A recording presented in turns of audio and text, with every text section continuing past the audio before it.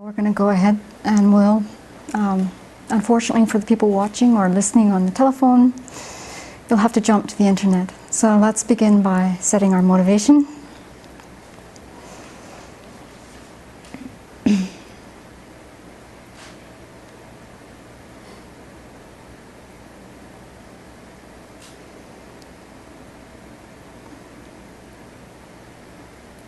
When I was a child, I clearly remember my grandmother expressing sadness about how quickly her grandchildren were growing up. She would say things like, "I just can't believe you're already 8 years old," or however old we were at the time. And she'd say, "It seems like it was just the other day that your mother brought you home from the hospital." And then she'd say, "Oh, I wish you weren't growing up so quickly. I just want you to stay as children so I can enjoy you." And then she'd say, "Life goes by so quickly." So when I would hear these things from her, I couldn't really understand what she was talking about then. And especially, I could not understand the sadness in her voice.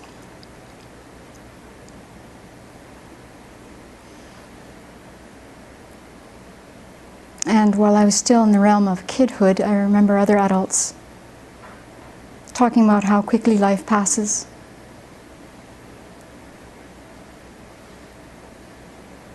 And I'd get advice about not wishing my life away when I'd say things like, "I'll be so happy when the test next Tuesday is over."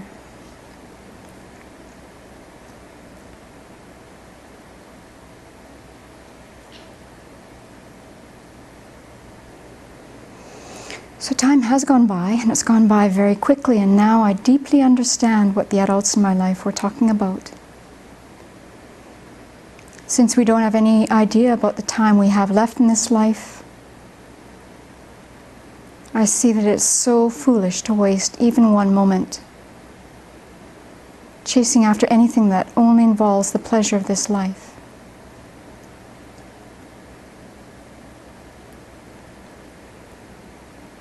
As Geshe Sopa teaches in his commentary on the Lamrim Chenmo, there are many different things you can do in this life, but so many of them are not essential. So what are the critical goals of a human life?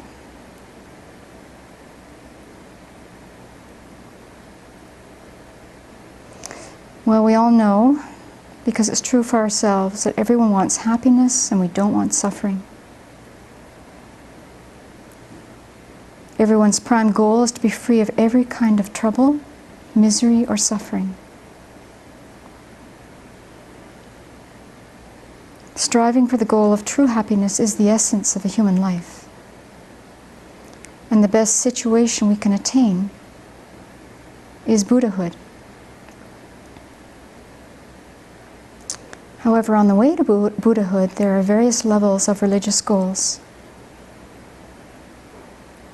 Using the right methods to reach those goals is the true meaning of extracting the essence of this life.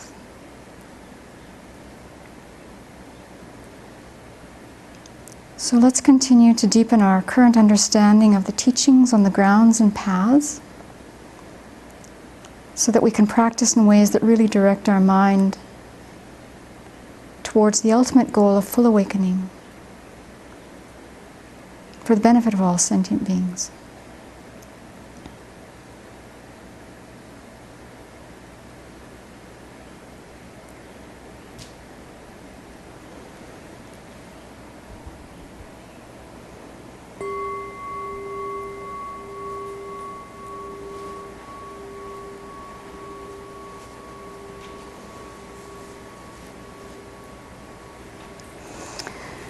So good evening, everyone. Venerable Children is away in Wisconsin. She's hoping to receive teachings from, I think the monks, the Geshe's name is Ganden Jangse Choden Rinpoche. Did I just say that incorrectly? Okay. Well, he's a very learned Geshe, and I apparently don't have the pronunciation, and you can't hear my colleague saying it correctly, so he's a very learned person. So she's there at Deer Park, and he's going to be giving teachings on Nagarjuna's fundamental verses of wisdom, and he'll also read from Tsongkhapa's commentary on the Ocean of Reasoning. So we're rejoicing that she's there. And in the meantime, we're going to continue on here with the quiz that Venerable Children created for us last week.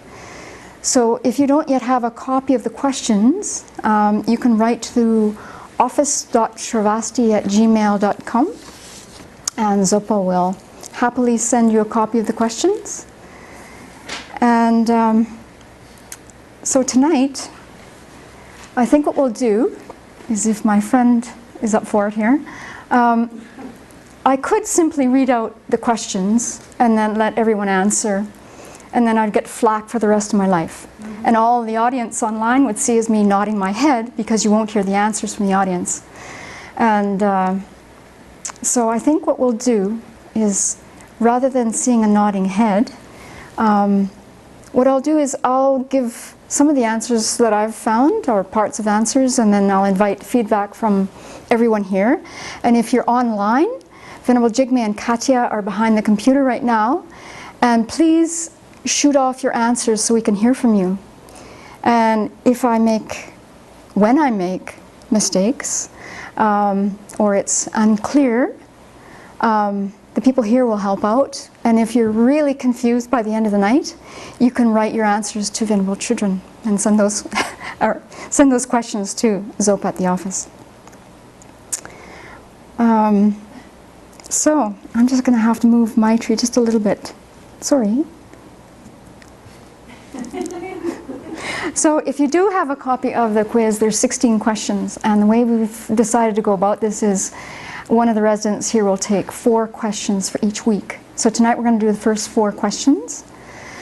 And as I was going through the material again, I found that in looking back at all of this, I found it was so difficult way back in May when we started this. So the teachings on the grounds and paths started a year ago, more than a year ago, on May 12th to be exact, of 2011. And when Venerable Children started on this text, my mind just started to fry. It was just spinning, because the language was so unfamiliar. There's so many terms. And I just got lost in the language. And now that we've had a chance to go through 2 quizzes already, and just reviewing the material again and again, I think we're all finding that the material is more accessible, and we're getting a deeper sense of what this is about and how exciting it is to find out about what it takes to become a fully awakened being. So I'm just rejoicing that we have this incredibly rare opportunity to hear these teachings. And through these quizzes, we can really support each other in gaining a deeper understanding of what the material is. The other thing I noticed is that prior to hearing these teachings, I had an idea of what we're going for. I mean, we know, a Buddhist is going for Buddhahood, right? That would make sense. But I see now that I had this vague understanding of what that entailed. And I've heard, teachings about the Buddha's qualities and different techniques for, developing concentration and wisdom and compassion. But it was this sort of murky, mysterious way of getting to that state. And so where I didn't understand it, I filled it in with fabrication. And as we know, for anything that's a mystery, it's just foggy and unclear. So this is really making the path very clear. And in doing that, for my mind, I see that it's something that is attainable. It's not just for people who are already tulkus or geshes or highly learned people or Tibetans or people with the right genetic material. It's for every single one of us who has the opportunity to hear the teachings and meet with a spiritual teacher and just work our minds. So we're going to start. And the first question is, how are the exalted wisdoms of meditative equipoise directly realizing emptiness? How am I reading this? How are the exalted wisdoms of meditative equipoise directly realizing emptiness of fundamental vehicle Aryas and of Arya Bodhisattvas similar? And how are they different? So, I'm going to start off by handing it to the audience. How are these 2 similar. And you can call out the answer. You don't have to raise your hand. They both realize emptiness directly. They both realize emptiness directly. And they do that without being polluted by predispositions of latencies, of the ignorance or the latencies of ignorance. So in this mind state, they are exactly the same. Exactly the same. So what are the differences? They differ in motivation. In motivation. So the one setting out on the Arya Bodhisattva path has the motivation of bodhicitta. Right. To get to the wisdom, fully awakened state to benefit all things. Right. So I'm going to just repeat what Zopa said, and I'm going to add a little bit more. So the motivation is different. For practitioners of the fundamental vehicle, their wisdom realizing emptiness isn't accompanied by great compassion. So they're not under the influence of great compassion because they're looking for their own liberation. The reason that bodhisattvas are practicing the entire path is to attain full awakening for the benefit of all living beings. So their wisdom realizing emptiness is under the influence of great compassion. So there's two other ways where they're very different. Terry? The mental Arya don't have the collection of merit yet. Right, they don't have the collection of merit yet. What else? Arya Bodhisattva's wisdom is enriched by its study of multiple reasonings as opposed to a single reason. Right. So this is the way that they are very, very different. Bodhisattva's understanding of emptiness becomes very, very vast because they have many, many different ways, lines of reasoning for understanding emptiness, whereas practitioners in the fundamental vehicle usually use one reasoning. So they go with that and then they realize emptiness. And as Terry mentioned, the practitioners in the fundamental vehicle don't have the same amount of merit. And the bodhisattvas have the 12 kinds of characteristics that come in sets of 100. So as the level of the bhumi grounds go up, so does the number of these sets. And in the fundamental vehicle, they don't see any Buddha lands because they don't have these 12 characteristics. Okay, so we're going to go on to question 2. And at first glance, this looked like a very simple question with like a one-line answer. So I'm going to just read the question and see what we've got here in the room. What is a bodhisattva ground?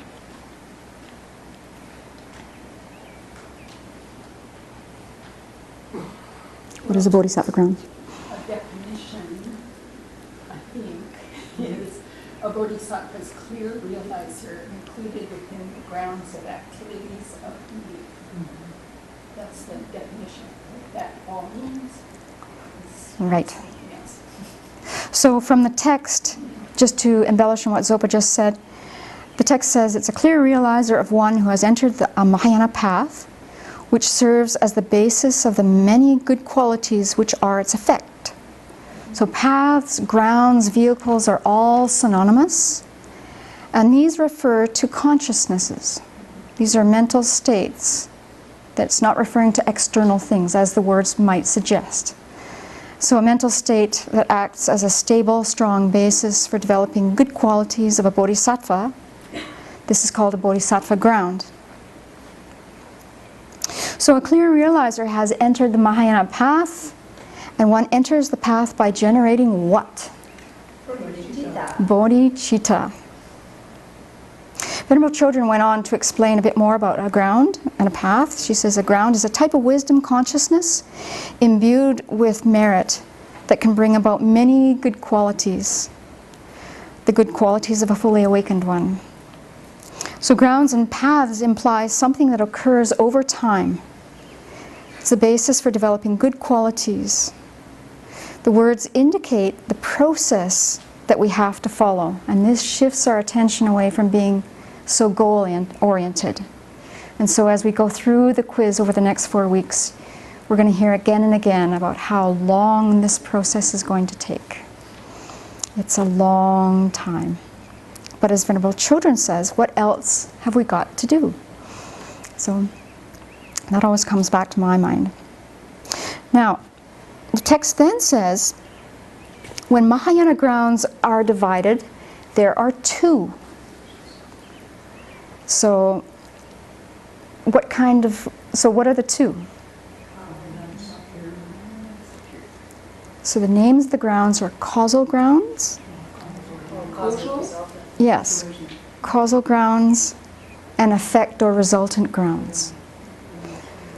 So tonight we're going to hear again and again how things are divided into two, and I see that there's some wisdom in this because two seems possible for my mind, and 18 is just a big number.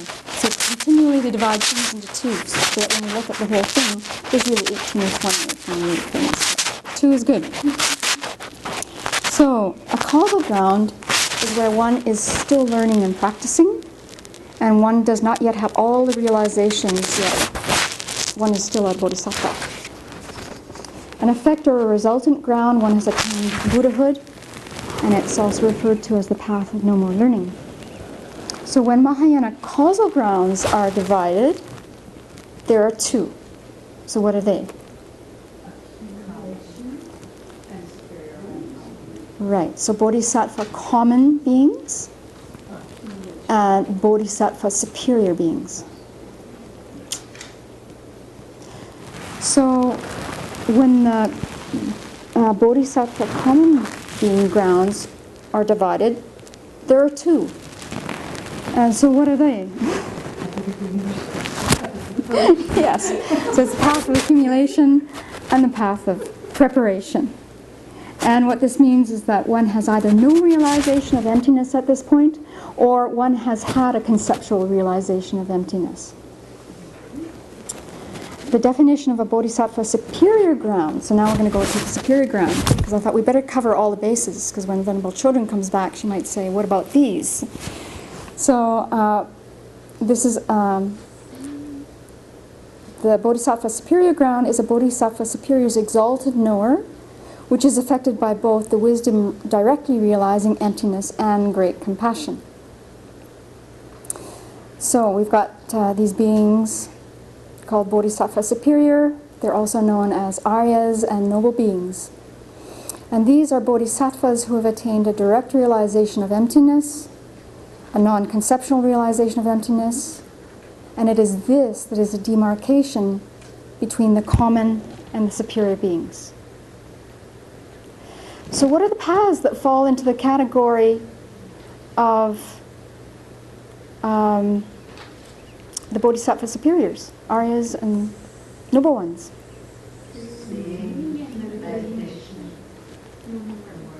Path of seeing, path of meditation, and path of no more learning.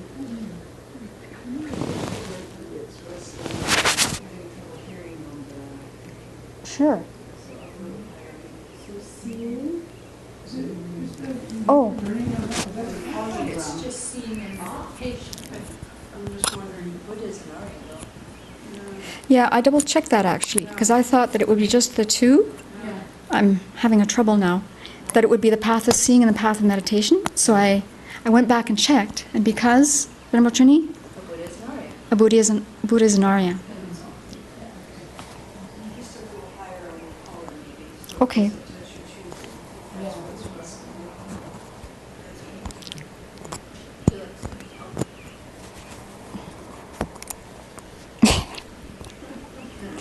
Well, I think I've got it. But it's upside down. So what you should know is that it's 90 degrees Fahrenheit in the shade right now, and we're in Ananda Hall. Is that okay? And we're all sweating profusely. I'm sweating in other ways. So then I thought I'd go on and talk about the ultimate ground of an Arya Bodhisattva. And this is a bodhisattva's non-conceptual exalted wisdom of meditative equipoise, perceiving emptiness without means of a conceptual appearance. So this wisdom of meditative equipoise is a unity of serenity and insight. Its nature is non-polluted. So what does it mean if its nature is non-polluted?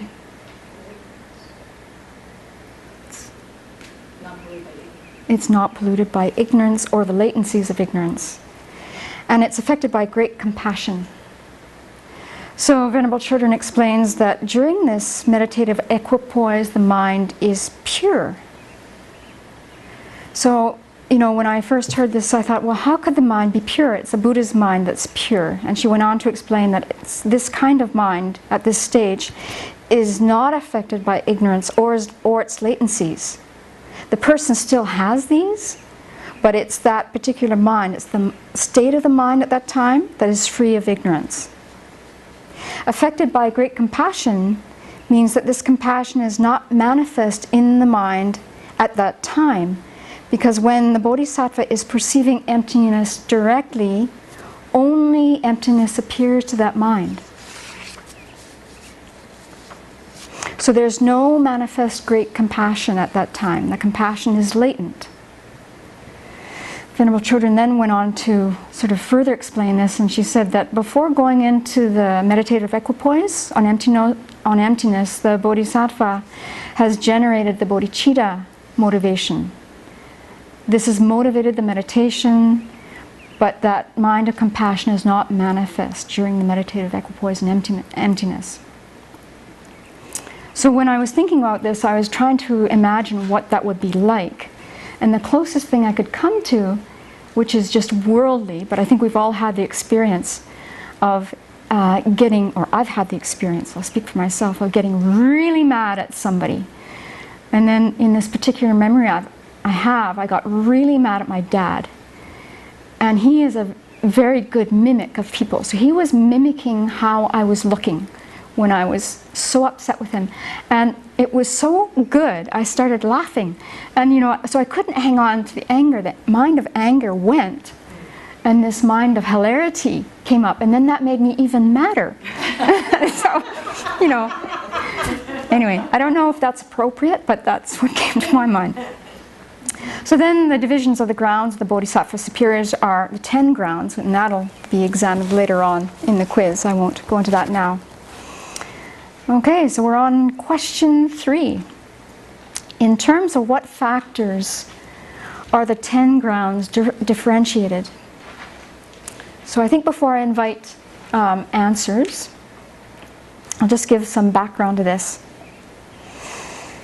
So the grounds get the name grounds because of serving as a basis for good qualities.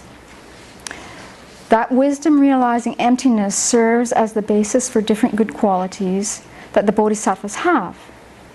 Because of the increase of these good qualities, and that wisdom acting as the basis, then that wisdom is divided into 10 grounds.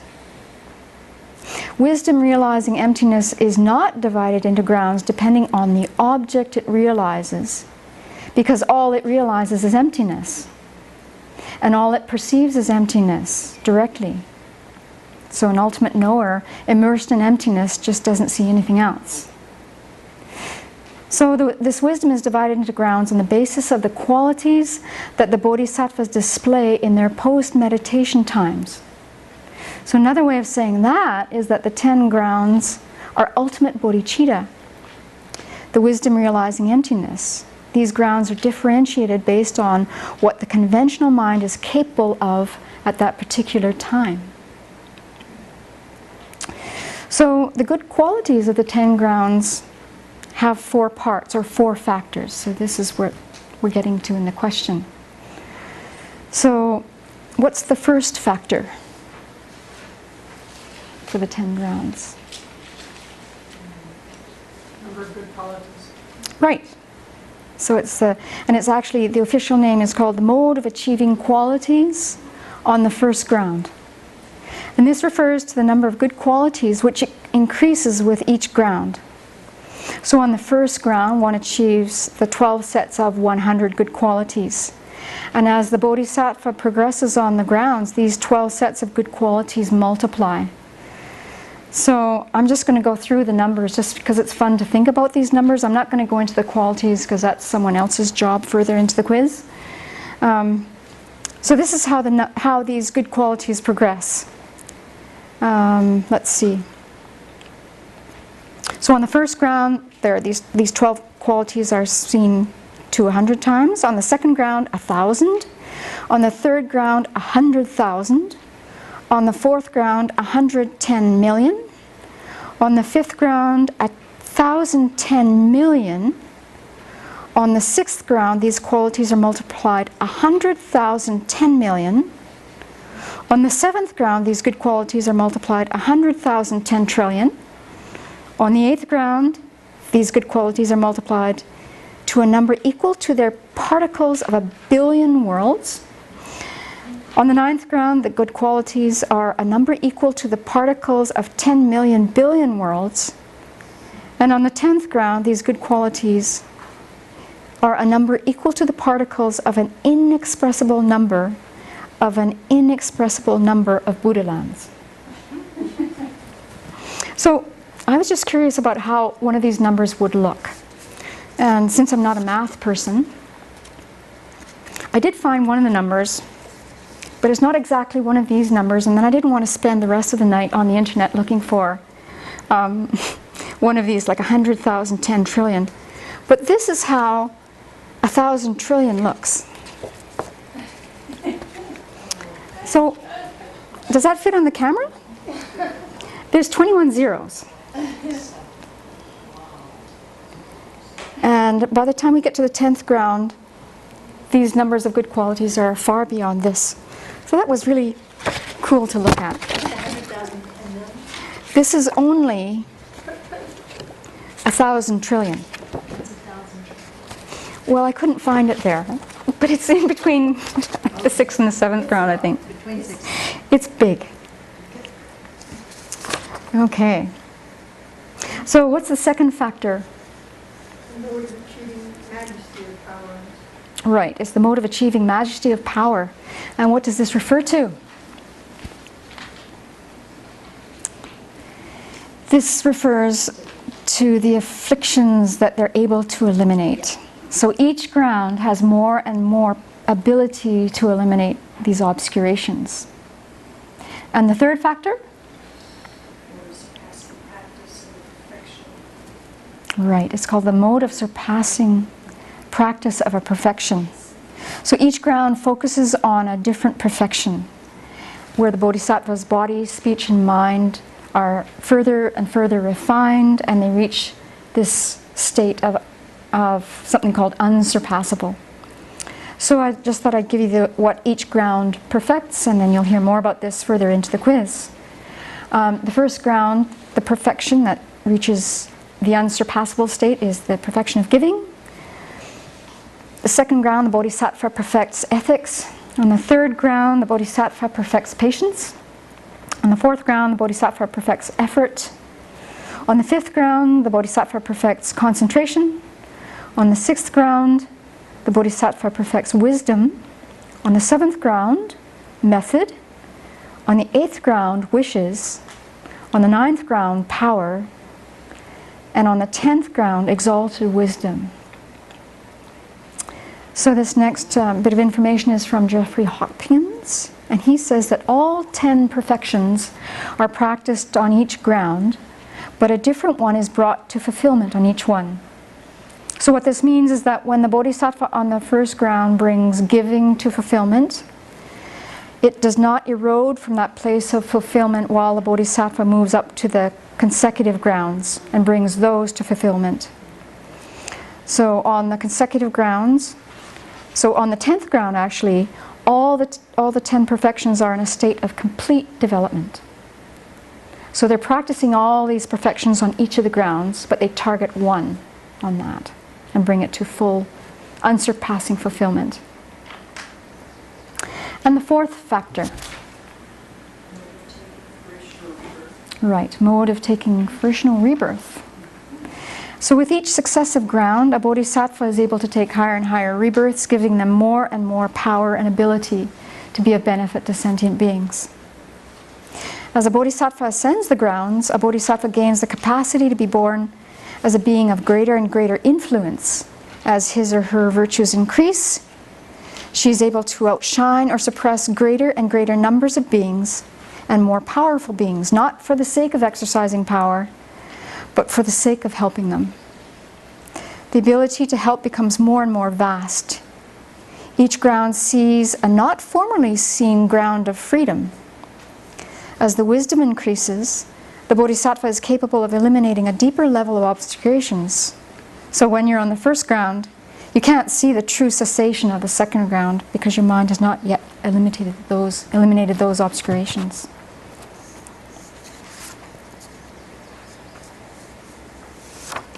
Can I ask you if you found something in this research?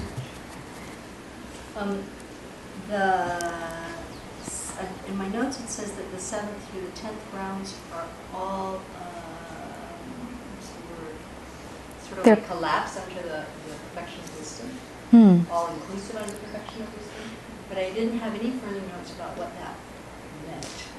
Yeah, I didn't see that either. And actually Jeffrey Hopkins' book doesn't really go into what 7 through 10 are about either. So I think that's a good question for Venerable Children. Okay, we're going to move on to the last question, I think. Let's see. So the last question is, describe the Mahayana path of seeing, its meditative equipoises, the subsequent attainments, the minds that are neither. Give examples of each. What is abandoned on the Mahayana path of seeing? So I think a good place to start with this is to start off by saying that one enters the Mahayana path of seeing when one attains the direct realization of emptiness. So the first moment of the path of seeing, there is no appearance of subject or object. So now I'm going to read from the text, and I remember hearing this months ago and just thinking, I don't know what Venerable Children's talking about. That sounds really important. So here it is from the text. The definition of a Mahayana path of seeing is a Mahayana clear realizer of the truth. When these are divided, there are two: exalted wisdoms of meditative equipoise and subsequent attainment of Mahayana paths of seeing. The definition of an exalted wisdom of meditative equipoise of a Mahayana path of seeing is a Mahayana clear realizer for which dualistic appearances have vanished. So it's making a little bit more sense. So here we go, and if you hear radically wrong things, just wave your hand and scream. So apparently what this means is that the subject realizing emptiness and the object do not appear as separate things. The mind and the mind realizing emptiness have become fused like water in water. There is no appearance of conventional objects at that time, for that mind is focused single-pointedly on emptiness. There is no appearance of conventionally existent objects or conventional truths. And this is because conventional truths to all minds, except a Buddha's mind, always appear to have the appearance of true existence. So then I got very confused about this, and so I thought, well, what about conventional truths? What about conventional anything? And then Venerable went on to explain that conventional truths exist, but they're not perceived by a bodhisattva's meditative equipoise on emptiness that is a direct realization. And so I thought, well, how can that be? And then she went on to explain something that I can get. It's in the same way that our ear consciousness doesn't see colors. The fact that our ear consciousness doesn't see colors doesn't mean that colors don't exist. It just means that there's another mind that sees colors. So then she asked this question, which is a great question. What would it be like to realize anything non-dualistically without a feeling of me sitting here understanding that? And this is really something to marvel at, you know, to eventually have this ability. What I'd love to get a hang on first is, we were talking about this earlier today, in fact, but I was writing these thoughts 2 days ago. What I'd love to get a direct realization of first is impermanence. I think that would be so cool. But I can't even imagine really how that would be.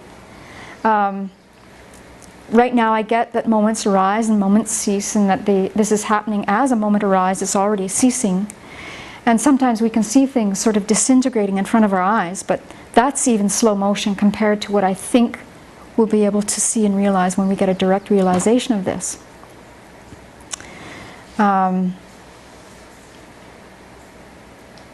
So a few years ago, I thought I was getting this figured out, and I'll just tell you how my mind was. I think it was at a Cloud Mountain retreat in 1999. Venerable Children asked us to go out on a walk, and when we see something, try and see it without the conceptual mind telling a story about it, and just notice what your mind is doing when you see something. So actually this is probably the first time I was there. They have these slugs at Cloud Mountain that are huge, and I'd never seen a slug that size in my life. And so when I saw that slug for the first time, it was like, "Huh!" And I could feel that there was no story yet, because I didn't know what I was seeing, and I didn't even know if it was real. So in my mind, after a while, and then getting this exercise from Venerable and going out to see ferns and other plants I hadn't seen before, I thought, this is on the way to a direct realization. I'm sure of it. That, you know, my mind is not making a story, I'm seeing something and I'm going, "Huh!" And this is it. This is where I'm headed in the right direction. Well. So then I had this same experience when I went to Nepal and India, and I saw the Bodhnath Stupa, and I had the same reaction. It was like, "Huh!" And you know, there it wasn't a slug, of course, it was this very virtuous object. So then I concluded that if it was a virtuous object, this mind that becomes so absorbed in the sort of the is getting towards direct realization. And then of course at the Bodh Gaya Stupa, that feeling was even bigger. It was like the mind sort of gets taken in by this image, which is so powerful because it's such a powerful object. So I was really convinced that I was getting somewhere, getting a direct realization. Well, we know that's just it's the ignorant mind making stories. Anyway, so I thought I'd tell you what it does take to get a direct realization. And this is not my wisdom, this is Geshe Sopa's wisdom. So he says, and this is in the, his commentary on the steps to the path of enlightenment, in order to have a direct realization of anything, and in this case he uses the truth of suffering, you first have to have a clearer recognition of it. You have to learn about the topic. And then you have to analyze it, and you have to think about it for a long time. And once you have a clearer understanding of this, then you join your analytical meditation to stabilizing meditation. You focus with single-pointed concentration on the recognition that emerged from your analysis. So by harmonizing an analytical and stabilizing meditation, these realizations become truly integrated with your mind. So you can see how far off I was. It's good to be able to laugh about it, or cry. So the meditative equipoise of the Mahayana path of seeing is divided into 3. And what are those 3? Tani, thank you. I'm going to call on people right now that are looking like they're going to sleep because it's really hot in the room and it's just hard to concentrate. Anybody, what are the 3? Venerable Yeshe is hiding. Yeah, so there's the uninterrupted path, the liberated path, and the paths that are neither. All right, so what happens on the uninterrupted path? You don't get the nectar. You have the actual antidote operating. I'm sorry? I understand it as you have the actual antidote operating. Okay, I think that's one way of saying it. The antidote is in operation. In the process of. In the process of, right. Right. Doing it. Yeah. Right. So the uninterrupted path is in the process of abandoning the acquired afflictions. And so what happens on the liberated path? They're gone. They're abandoned. The uninterrupted path is so named because without interruption, a bodhisattva passes into the liberated path, which is where a certain level of afflictions has been abandoned. So this uninterrupted path is powerful enough to work at eradicating all the acquired afflictions, especially the grasping at true existence. which is great to know. The liberated path is where all the acquired afflictions, these are the ones that we get. What are the acquired afflictions? Which ones are they? Wrong views. Wrong views? Right. So these are the ones we acquire through wrong views, wrong philosophies. Thanks, Jack. So at this point, on the liberated path, these have been eliminated. And how long does it take going from an uninterrupted path? How many meditation sessions does it take? Same session. I can't wait. Except I'm not even on the path yet. How many eons does it take to get to that session? Many eons. Right. Okay. Can I check something, Bill? You may, but I don't know if I can help you. This grasping at true, abandoning the grasping at true existence. That Right. you just said, I don't think that's entirely right, because we don't actually abandon that until we're totally done. Okay, so Venerable Chodi is raising the question about abandoning grasping at true existence at this point. So all I can say is that this is what I believe I heard in her teachings, and so we'll certainly check that. Well, I took the thing right from the root text, so I can tell you what it says. Okay. Okay, so the uninterrupted path, I'll read both, Okay. this is helpful. This is directly from the root text. Uninterrupted path, that which is, one, an exalted wisdom of meditative equipoise of a Mahayana path of seeing, and two, an actual antidote to the artificial conception or acquired grasping of true existence. The acquired grasping of true existence. The text has artificial conception, that's also Jeffrey Hopkins' words. Yeah. But she uses acquired grasping of true existence, so acquired grasping. And then in the liberated path is that which is, one, an exalted wisdom of meditative equipoise of Mahayana path of seeing, and two, distinguished by having abandoned the artificial or acquired conception or grasping of true existence. Okay. And that's what she was talking about too, the coarse level of grasping at the view of personal identity.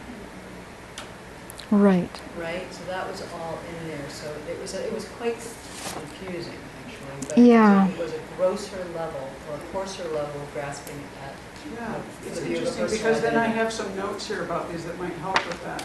Do you want to put on the mic? Okay.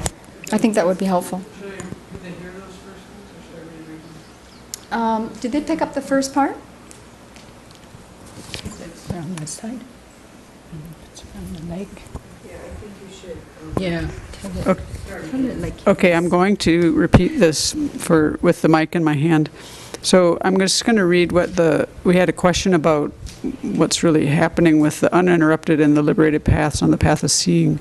And so what the root text has is that uninterrupted paths, and this is exact quote, that which is, one, an exalted wisdom of meditative equipoise of a Mahayana path of seeing, and two, an actual antidote to the artificial conception or acquired grasping, is another translation of that, of true existence. So basically on the uninterrupted path, you're kind of applying the antidote to acquired grasping of true existence.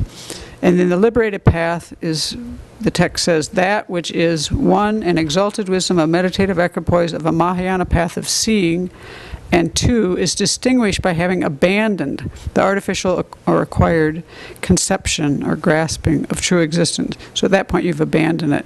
And then the question came up of, it was a little confusing to Venerable Chuni about, Venerable talking about, what was it, can you explain your question again?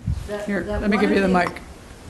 Okay, so Because I have something to add to it. okay, so it was a question, and this is really a question. It's not like I have an answer, but there was a discussion about the elimination of the acquired affliction, even on this level, and it boiled down to, like, one of the wrong views was identified as the view of a personal identity. But what she was talking about was that this was a gross level of, so eliminating the coarse level of the view of the personal identity on this level, and then we don't actually eliminate the root entirely until we complete the whole path, right?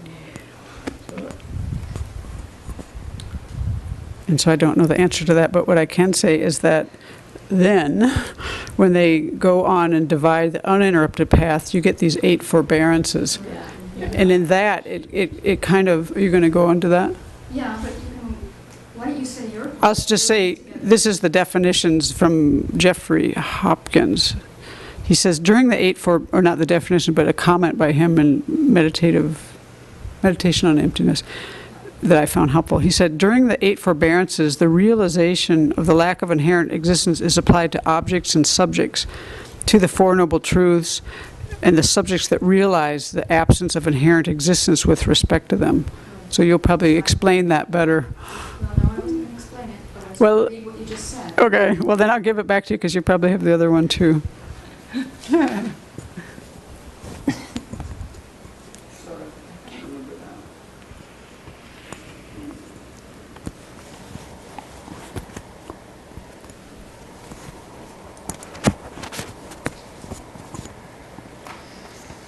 So it's good that we're in this together. I don't see or hear Venerable Jigme or Katya waving their hands that people are writing in answers yet. So I'm going to just continue from where you left off, Venerable Tarpa, because I have the same quote from Jeffrey Hopkins. He says that through the direct realization of the emptiness that qualify these objects, the acquired afflictions of inherent existence with respect to the Four Noble Truths are simultaneously abandoned. And on the liberated path, these 8 knowledges are produced simultaneously. I remember her talking about that, and what she was saying is that, I mean, the way I understood that. Okay, you better get the mic back.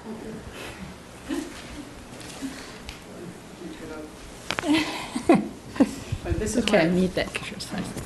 We need Jack to weigh in here because he does the audio editing on these, so he's listened to them all a lot.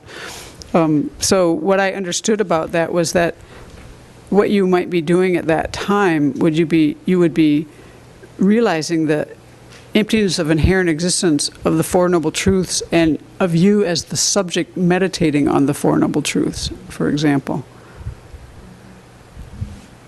Maybe other people remember things. That's what I got out of that. I did find my notes on the other question. Okay. Okay. So what this says is, the 16 moments of the knowledges and forbearances eliminate the 3 fetters with their seeds. The 3 fetters are the view of personal identity, the view holding bad ethics and conduct as supreme, and deluded doubt. So we usually say that the path of seeing eliminates the acquired afflictions, and there's something about the prasangika view, etc., etc., etc. But really, the seeds of afflictions are not abandoned until the 8th bhumi, and this is where we said what these are the course level. So will you read that first book? Yeah. The 16 moments of knowledge and forbearance we were just talking about eliminate the 3 fetters with their seeds. And those 3 fetters are, on this ground, the view of personal identity, the view holding bad ethics and conduct as supreme, and deluded doubt.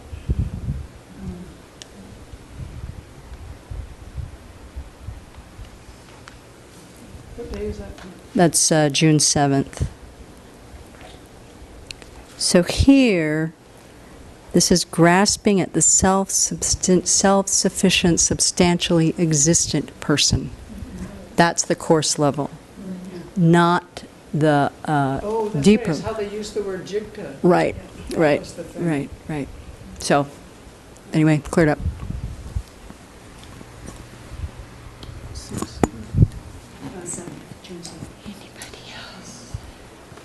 All right, we're going to go on and take a look at the path that is neither. Neither an uninterrupted path or a liberated path. So one example of this, is the mic working, that I found is that this can refer to an arhat who has gone through the paths of accumulation and preparation and is now on the path of seeing. Since that person has already abandoned the acquired afflictions, this meditation cannot be called uninterrupted or liberated because the person has already done that. So that is why this is called neither. When the arhat enters the Mahayana path, they have already abandoned And here the tape did say, grasping at true existence while in the fundamental vehicle, in order to abandon the obstructions to omniscience, which is the second level of obstacles, they must accumulate the collection of merit for 2 countless great eons while moving through the Mahayana paths of accumulation and preparation. So right now this person is training chiefly in the collection of merit. Our hats can't just enter the path of seeing because they don't have the merit. They're starting over in a certain way by spending 1 countless great eon accumulating merit on the paths of accumulation and preparation, and another countless great eon collecting merit on the first 7 bhumis on the path of seeing. Venerable Children goes on to make the point that although our hats have already realized emptiness directly, they have done so by using just 1 line of reasoning. What they also have to train in on the wisdom side is understanding emptiness from a variety of reasons, which is what a bodhisattva does from the very beginning. Bodhisattvas want to understand emptiness from all different lines of reasoning because they're going to be teaching sentient beings, and sentient beings are going to find some lines of reasoning more helpful than others. So if we want to benefit sentient beings, we've got to learn all sorts of things, as she mentioned, that we might not otherwise learn or want to learn, or do and maybe we don't want to do. But we do them because they're necessary to proceed on the path. So if you think of things that you've learned at the Abbey, things you did do and didn't want to do, and things you've learned and didn't want to, what was the criteria in the end for doing that? What was the criteria? I mean, you're not going to just learn anything. Well, if it's beneficial, right? And if it broadens our mind. Anyway. So another example of a meditative equipoise in the path of seeing that is neither is when a bodhisattva meditates on emptiness. So now we're referring to an initial level bodhisattva. They're just building up their understanding of emptiness, and at the same time they're creating merit, but their merit isn't yet to the point where it can go into the uninterrupted path of meditation. They've already worked through the uninterrupted and liberated paths, parts of the path of seeing, but they need to continue practicing for a very long time before they get to the path of meditation. So that makes sense. Initially they go through the uninterrupted and liberated paths, but they can't zoom into the path of meditation because they don't have enough merit. So they need to continue practicing. And what else? These are neither uninterrupted or liberated paths of seeing, but they are Mahayana paths of seeing, which are meditative equipoises on emptiness. And they have to keep familiarizing their mind with emptiness. And at the same time, in post-meditation time, they need to create a lot of merit. So how does one create a lot of merit? 6 far-reaching practices. 10 in this case. All right. Okay.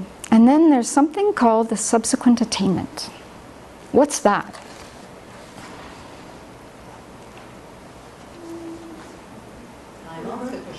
Time off the cushion. So the definition is, it's an exalted wisdom of subsequent attainment of a Mahayana path of seeing. The Mahayana clear realizer of the truth, which does not realize emptiness directly. The Bodhisattva is still meditating and doing a lot of other things. So in this state, the meditator is having the appearance of true existence, but they know it's not true. Or they're doing some other kind of meditation. So what other kinds of things could they be doing? And it would fall in the category of subsequent attainment, besides the 10 perfections. Taking the trash out. Yeah, with a good motivation. Working in the forest. Helping little old ladies across the street. Yep. And if you're at this stage, you could go to Pure Lands to make offerings. That'll be fun. You can manifest in different forms to help sentient beings. And it could be manifesting as, you know, any kind of human being or any kind of animal or a cup of coffee or something, a bridge. Giving spiritual advice to people, comforting someone when they're grieving, going to Albany Falls to buy some kind of tool and talking to the people at Albany Falls and sort of slipping in some tidbits of Dharma without being obnoxious or proselytizing. Turn the compost toilet over and over. So making karmic connections with people. This is the Perfection of forbearance. forbearance of the compost. So that's what I have. That's what we have as a group. Thank you to everyone here for the help. And I hope that everyone who hears this will have more questions, and you can send them to Venerable Children. And let's continue working on the next 4 questions for next week. One of the residents here will lead the discussion. And in the meantime, let's rejoice that we have this opportunity to go deeper and deeper with these teachings and understand where we're headed. Thank you, Venerable Santin.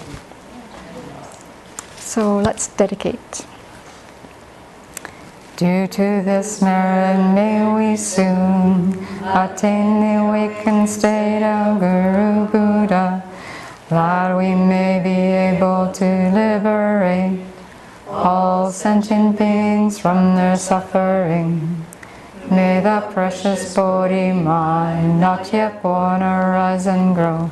May that born have no decline, but increase forevermore.